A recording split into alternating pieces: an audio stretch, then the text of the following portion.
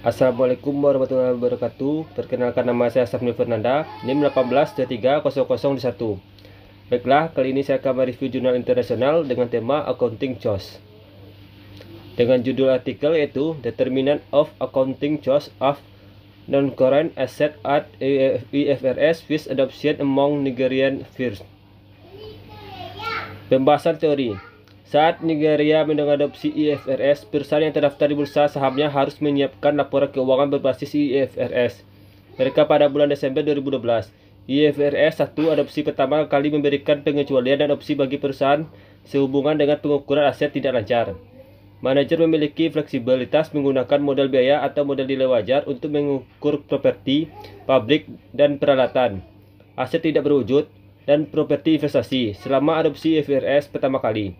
Tujuan dari IFRS 1 adalah untuk memastikan bahwa keuangan awal perusahaan berbasis IFRS pernyataan berisi informasi keuangan berkualitas tinggi yang transparan dan dapat dibandingkan antara periode dan atau perusahaan yang dihasilkan dengan biaya yang tidak melebihi manfaat, dan menyediakan awal pelaporan IFRS yang pas.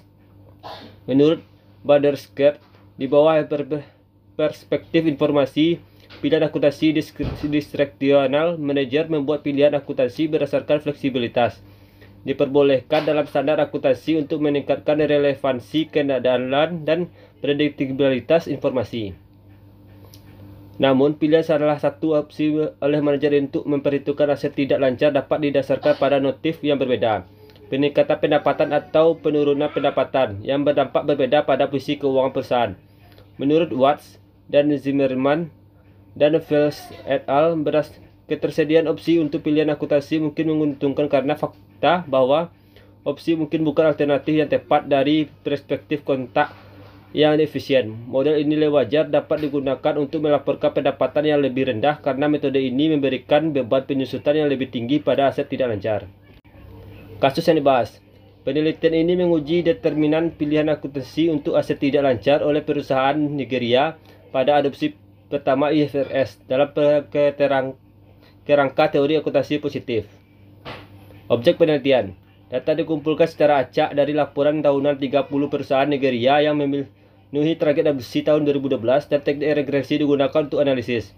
Ukuran perusahaan dan konsentrasi kepemilikan ditemukan sebagai prediktor pilihan akuntansi untuk aset tidak lancar. Selain itu, perusahaan terutama memilih strategi peningkatan pendapatan dengan menggunakan model biaya yang dominan, dan perusahaan dengan konsentrasi kepemilikan yang lebih tinggi cenderung menggunakan lebih banyak model nilai wajar daripada strategi peningkatan pendapatan. Teknik analisis data. Data cross-seksional untuk variabel dependen dan diperjelas dikumpulkan dari laporan keuangan tahunan 30 perusahaan pada adopsi pertama. Perusahaan dipilih secara acak berdasarkan ketersediaan laporan tahunan mereka dan kepatuhan dengan tenggat waktu pelaporan IFRS.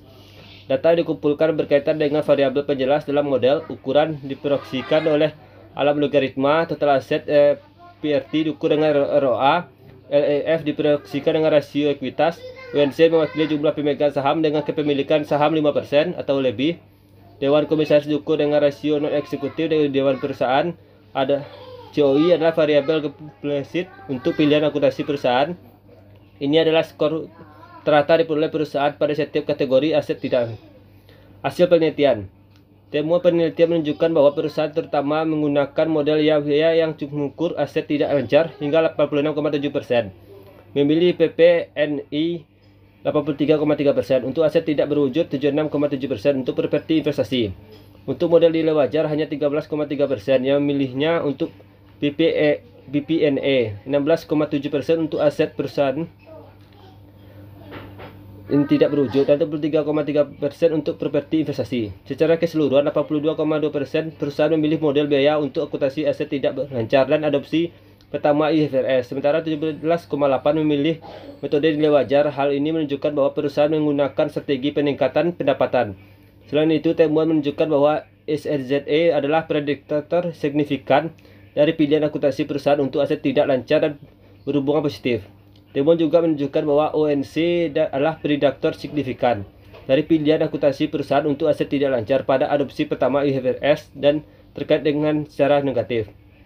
Baiklah, mungkin itulah hasil dari review jurnal internasional saya. Assalamualaikum warahmatullahi wabarakatuh.